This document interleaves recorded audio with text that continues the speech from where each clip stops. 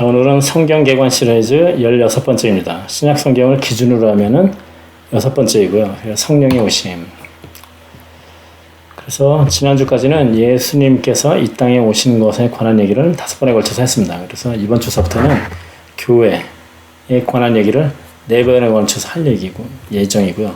그리고 오늘은 그 첫 번째로서 성령의 오심에 관한 얘기를 할 것입니다. 그래서 오늘은 사도행전 1장과 2장의 얘기를 중심으로 얘기를 할 것입니다. 첫 번째, 이제 사도행전의 저자는 누가입니다. 누가는 이방인이면서 의사였습니다. 그리고 사도 바울의 동역자였습니다. 그래서 사도행전에 보면은 우리는 위라는 그런 표현이 많이 나옵니다. 즉, 바울과 함께 전도 여행들을 많이 다녔다는 것을 알 수가 있습니다. 동역자였습니다. 그리고 누가는 당연히 누가복음과 사도행전의 저자입니다. 이 두 가지 책은 같은 사람이 쓴 내용으로서 전체적으로 하나로 이어집니다. 그래서 누가복음은 예수님의 탄생서부터 예수님이 십자가에 죽으신 부활 그리고 승천 때까지 그 얘기를 나타내는 것이고, 사도행전은 그 이후에 승천서부터 성령이 임하시고 교회가 복음을 전하는 그런 과정을 나타내는 것입니다. 사실은 편지를 쓴 것도 데오빌로라는 어떤 그런 사람에게 쓴 그것도 이제 일정하다라고 얘기를 할 수가 있습니다. 그래서 이 누가복음과 사도행전의 전체의 어떤 분량이라는 측면에서는 신약성경의 한 27% 정도가 되는데, 이것은 바울이 쓴 13개의 서신서보다도 오히려 더 많은 양이라고 합니다. 사실은 우리가 잘 모르지만 성경의 가장 많은 부분은 쓴 사람입니다. 영향력이 있죠. 자, 그리고 교회에 대한 얘기는 이제 사도행전을 통해서 이제 얘기를 할 텐데요. 그래서 사도행전 전체적인 내용을 보면은 기본적으로 성령을 통한 구원의 역사라고 생각할 수가 있습니다.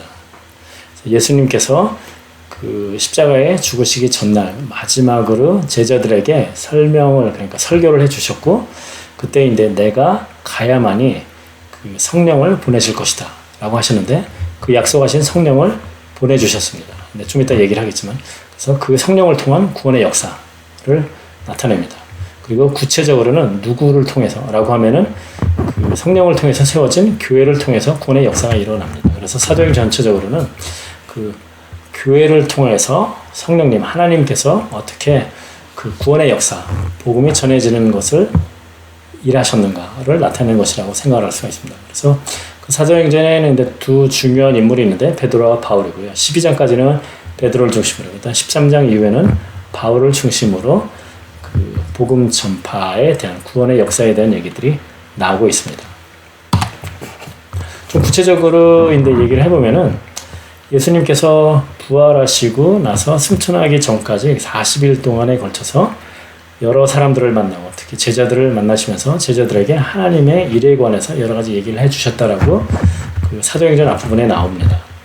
그런데 승천하시기 바로 전에 제자들이 예수님께 질문하는 내용은 아직도 이 사람들이 구체적으로 하나님의 나라가 예수님께서 얘기하신 하나님의 나라가 어떤 것인지 정확히 이해를 못했다라는 것을 알 수가 있습니다. 그래서 사도행전 1장 6절에 보면은 예수께 여쭈어 이르되 주께서 이스라엘 나라를 회복하심이 이때이니까 라고 질문을 합니다. 이 얘기는 뭐냐면은 이 사람들은 아직도 자신들을 로마의 압제로부터 구원해줄 정치적인 메시아를 예수님으로부터 바라고 있다라고 생각할 수가 있습니다. 예수님께서 그동안 쭉 가르치시고 얘기해 주셨던 것은 그런 정치적인 메시아가 아닌 하나님의 나라, 영적인 하나님의 나라를 얘기했던 것입니다. 그래서 아직도 제자들은 그렇게 이해를 못했다라고 생각할 수가 있습니다.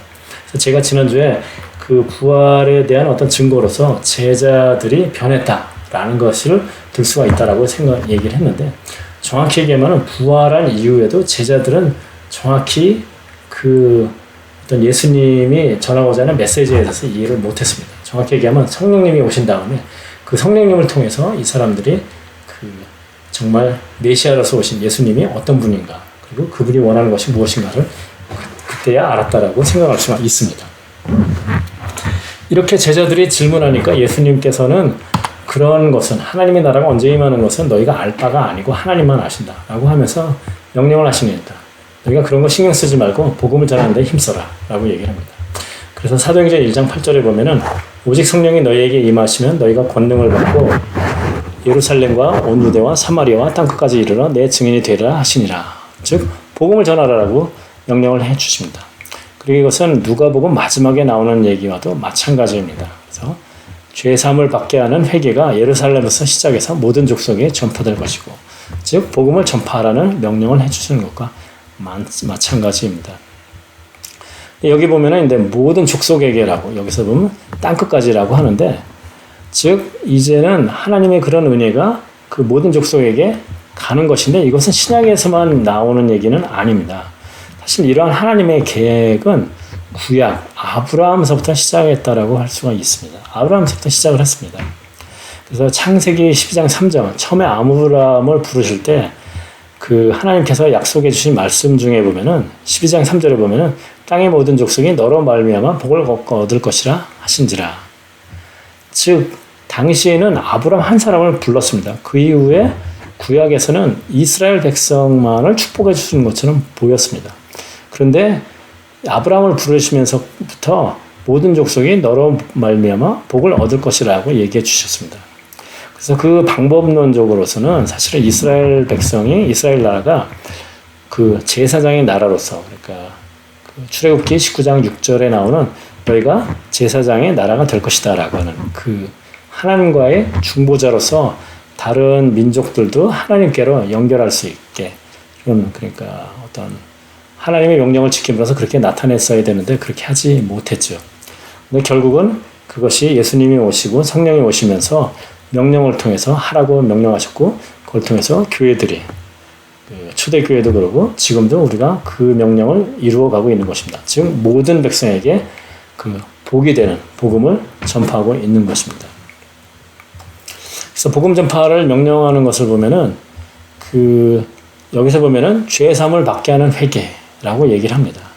즉 죄 사함이 어떻게 보면은 복음 전파하는 데 있어서 가장 중요한 것처럼 그렇게 표현을 하고 있습니다. 누가복음 24장 47절에 보면.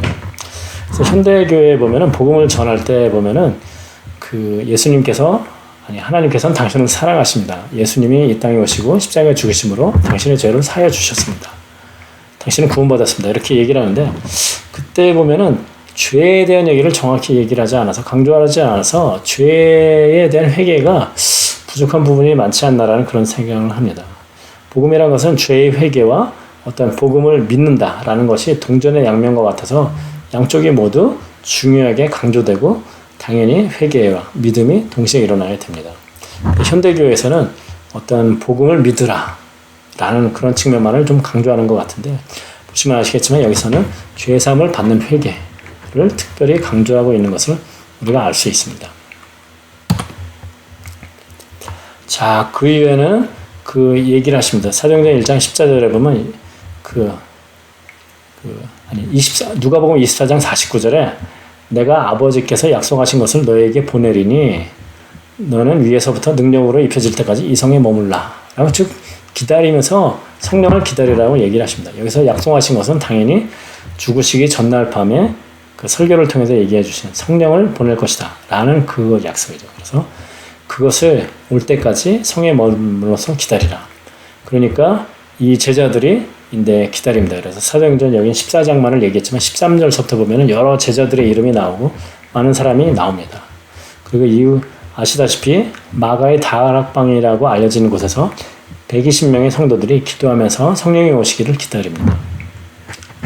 그래서 드디어 성령이 오십니다. 자, 성령이 오셨습니다. 그래서 이것은 6월절 이후에 예수님이 십자가에서 부활한 이후에 50일째 되는 날입니다. 그리고 승천하는 것을 기준으로 하면은 10일 정도 된 이후의 얘기입니다. 그래서 제자들은 한 열흘 정도 성령을 기다리면서 마가의 다락방에서 기도하면서 기다렸다라고 생각할 수가 있습니다. 성령이 오시는 모습은 그 강한 바람이 불면서 마치 불이 그 혀가 갈라지는 것 같이 각 사람에게 임했다라고 그렇게 성경은 나타내고 있습니다. 그래서 여기서 뭐 불과 혀다라고 이렇게 표현을 불과 바람이다라고 얘기를 하는데, 불과 바람은 그 구약에서 하나님의 임재를 나타내는 그런 모습입니다. 그래서 우리가 잘 아는 하나님께서 모세를 부르실 때, 즉 타자는 떨기나무에서 거기서도 보면은 불의 모습으로서 하나님께서 모세에게 임재했다는 것을 알 수가 있습니다. 자, 그렇게 이제 성령이 모든 사람에게 임했습니다. 그러고 나니까 거기에 있던 120명이 각각 나라로 방언을 하기 시작을 합니다. 즉, 방언을 하기 시작을 합니다. 그러니까 이 방언이라는 것은 그 여러 나라의 실질적으로는 언어였다라고 생각할 할 수가 있습니다. 그러니까 현대에서는 보면 방언에 대해서 논란이 있으면서 방언이 그냥 뭐 랄랄랄라 이렇게 하면서 그것이 실제로 뭐 하나님께로 왔느냐 아느냐 여러 가지 논란이 많이 있는데, 적어도 이때 오순절에 있었던 그 방언 사건은 여러 나라의 언어로 된 것입니다. 그래서 사람들이 사실은 그 방언을 사람들이 시작하니까 막 시끄러워졌죠. 그러니까 무슨 일이 있나 하고 와서 보기 시작을 하는데, 어떤 사람은 그렇게 얘기합니다. 이 사람들이 아침 대바람부터 술 취했구나. 지금 아침 9시 정도쯤의 얘기입니다. 근데 어떤 사람들은 가만히 들어보니까 자기 나라의 언어로 얘기를 합니다. 이때 당시에는 그 그 오순절로서 그 명절이었기 때문에 여러 지방에서 다른 나라에서 유대인들이 예루살렘으로 와서 하나님이 그 행하라는 어떤 그 행사를 좀 하고 있는 상황이었습니다. 근데 이 사람들이 이제 보니까 놀랐습니다. 이 사람들은 전부 이제 갈릴리 사람이고 이 동네 사람인데, 그러니까 외국어를 전혀 할 수 없는 사람들인데 자기 나라로 이제 그 방언을 하니까 이제 놀라기 시작을 했습니다. 근데 사람들이 방언하고 어떤 사람은 이 사람들을 보고 술 취했다라고 이제 비난을 하기 시작을 했습니다. 그러니까 베드로가 일어나서 그것을 설명하기 시작합니다. 지금 설교를 합니다. 그러면서 그 여러 가지 이제 그 예수님에 대한 얘기를 얘기를 하는데, 그 설교의 내용을 그 하나를 요약하면 간단합니다. 너희가 십자가에 못 박은 이 예수를 하나님이 주와 그리스도가 되게 하셨느냐라고 얘기를 합니다. 너희가 뭐 대사장들한테 뭐 꼬임을 받아서 뭐 빌라도에게 넘겨주고 뭐 십자가에 못 박고 그런 얘기를 했는데, 결국은 그 예수님은 부활하셨다. 다시 살아나셨다. 그래서 그 십자가에 박은 예수가 하나님께서 주와 그리스도가 되게 하셨다라고 이제 얘기를 하는 것입니다. 그래서 보면은 그 여기서도 마찬가지지만은 그 사도행전에서 그 제자들이 복음을 전할 때 가장 중요하게 강조했었던 것은 부활입니다. 즉, 예수님께서 부활하셨다. 그분이 주와 그리스도와 되게 하셨다. 바로 이 메시지를 강조한 것입니다. 현대교회는 부활보다는 어떻게 보면 십자가의 죽음에 대한 얘기를 더 많이 합니다. 그것이 결국 나의 죄를 사하기 위한 예수님의 그 사랑, 그런 것 때문에 이렇게 얘기를 하는데, 당시 사람들을 기준으로 하면은 어떤 사람이 십자가에 못 박혀서 죽었다라는 것은 그냥 어떻게 보면은 흔히 볼 수 있는 그런 일입니다. 십자가형이라는 것은 로마의 형벌 중에 하나였습니다. 그렇기 때문에 십자가에서 사람이 죽었다라는 것은 어떻게 보면 그렇게 별로 감동이 없을 수가 있습니다. 그렇지만은 그렇게 죽었던 그 사람이 부활했다라는 건 이제 좀 다른 얘기가 되는 것이죠. 그때나 지금이나 사람이 부활하지 없다라는 것은 일반적인 사람들의 생각입니다. 그런데 그 예수가, 십자가에서 죽은 예수가 부활했다. 즉, 그것을 통해서 너희가 기다렸던, 그리고 너희가 그분한테 들었던 그 아주 그 놀라운 그 말씀들, 그리고 그분이 했던 그 많은 기적들, 그걸 통해서 너희가 메시아가 아닐까라고 생각을 했었는데, 사실은 죽으면서 실망을 했지. 그렇지만은 그분이 진짜로 하나님이 보내신 메시아야, 하나님의 아들이야라는 것을 부활을 통해서 확증했다라고 그렇게 생각할 수가 있는 것입니다. 그래서 그리고 그 부활했다라는 것은 어떻게 보면은 그 악의 세력에게 져가지고 이제 죽음으로 마쳤다라고 할 수 있지만은, 부활함으로써 그 악의 세력을 이겼다. 사망을 이겼다. 여러 가지로 이렇게 설명할 수가 있을 것입니다. 그래서 그 주와 그리스도가 되게 하셨다. 그리스도가 되게 했다라는 것은 구세주, 메시아가 됐다라고 이렇게 생각할 수 있는 거죠. 구원주다라는 그런 의미고, 주라는 것은 하나님이라는 그런 의미가 될 수도 있고, 또 다른 측면에서는 주인이라는 측면에서 내가 앞으로는 그 예수님의 말대로 살겠다라는 그런 것을 말하는 고백이 될 수도 있습니다. 그 설교의 내용 중에 보면은 이 사람들이 했던 그 방언에 대한 것을 설명을 합니다. 그래서 사도행전 2장 17절에 보면은 내가 내 영을 모든 육체에 부어주리니 너의 자녀들은 예언할 것이요 너의 젊은이들은 환상을 보고 너의 늙은이들은 꿈을 꾸리라. 이것은 요엘서 2장 28절부터 32절까지에 있는 내용을 인용을 하면서 이제 설명하고 있는 것입니다. 여기에 나오는 이 내용의 순서는 조금 바뀌지만은 기본적으로는 같습니다. 그래서 이 사람들이 지금 봤던 어떤 그런 그 성령이 임한 사건, 방언하는 그런 것들은 구약에서 그 하나님께서 그 요엘을 통해서 예언해 주셨던 내 영을 모든 육체에 부어줄 것이다라고 얘기를 하는 것이 성취됐다라는 것을 지금 설명해 주고 있는 것입니다. 그러니까 너희가 이상하게 볼 것이 아니다. 예언이 성취된 것뿐이다라고 얘기를 하고 있는 것이죠. 여기서 뭐 자녀가 예언하고 젊은이가 환상을 뭐 여러 가지 얘기했지만은 결국은 내 영을 모든 육체에 부어주었다. 요엘서의 2장 28절에는 내 영을 만민에게, 즉 모든 사람에게, 믿는 모든 사람에게 성령이 함께 하신다라는 것을 설명해 주고 있는 것이죠.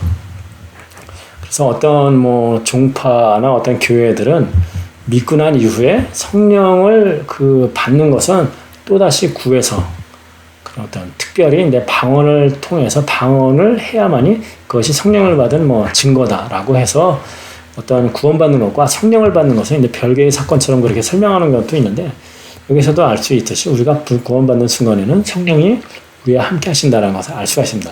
다만 우리가 살면서 성령의 임재를 잘 경험하지 못하는 것은 내가 내 자아가 강해서 그리고 내가 내 주장대로 하려고 하기 때문에 성령이 일하실 수 없기 때문에 즉 그런 의미에서 내가 성령이 함께 하시는 것을 느끼지 못하는 것뿐이지 성령이 나와 함께 하지 않는 것은 아닙니다.